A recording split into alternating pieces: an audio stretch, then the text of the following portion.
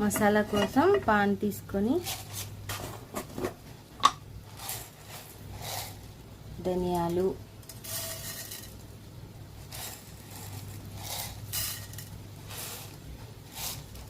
చక్కగా సిమ్లో పెట్టి మంచిగా దోరగా వేయించుకోవాలి వాటిని.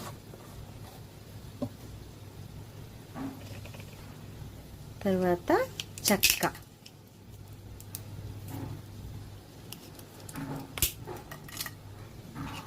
ఇలా రౌండ్గా ఉన్న చెక్క, ఇది మంచిగా ఫ్లేవర్ ఎక్కువ ఉంటుంది, బాగుంటుంది. నెక్స్ట్ లవంగాలు,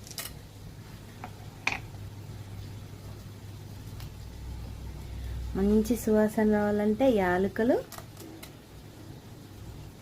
ఒక 9 అలా, ఇంకా మిరియాలు, కొద్ది ఘాటు కూడా ఉండాలి కదా, మిరియాలు.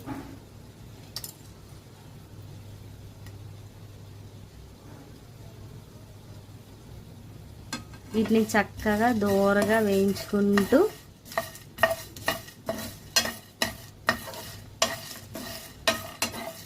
మంచి అరోమా, వీటి అరోమా అంతా బయటికి మంచిగా స్మెల్ వస్తుంది. ఇవి చక్కగా వేగిపోయాయి అన్నప్పుడు స్టవ్ ఆఫ్ చేసేసుకోవాలి.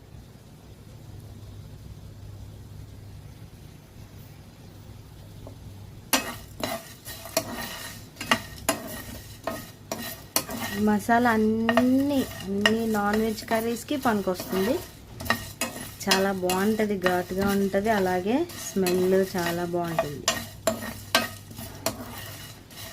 ఏం అవసరం లేదు, ధనియాలు, చెక్క, లవంగాయ, కొద్దిగా మిరియాలు, యాలకులు.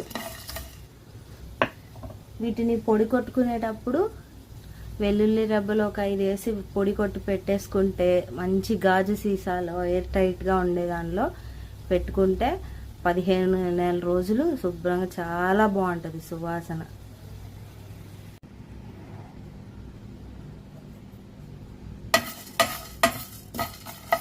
చూసారా, చక్కగా గలగలమంటూ సౌండ్ వస్తుంది, చక్కగా వేగిపోయినాయి. ఇప్పుడు స్టవ్ ఆఫ్ చేసేసాను.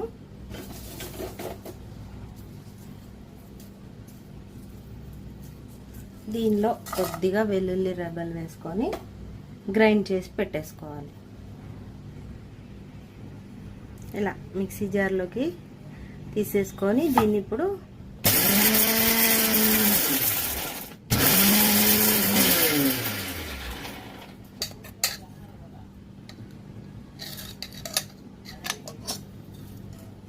చక్కగా ఇలా